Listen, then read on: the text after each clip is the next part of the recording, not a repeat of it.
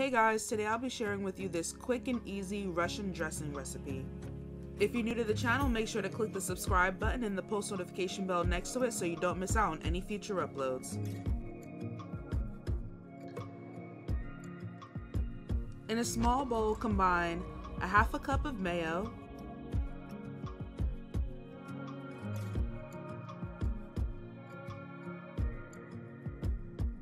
1 tablespoon of dried minced onion, a half a teaspoon of Worcestershire sauce, 1/4 teaspoon black pepper, 1/4 teaspoon salt, 1/4 teaspoon paprika, 1 teaspoon fresh grated horseradish, and 3 tablespoons of ketchup.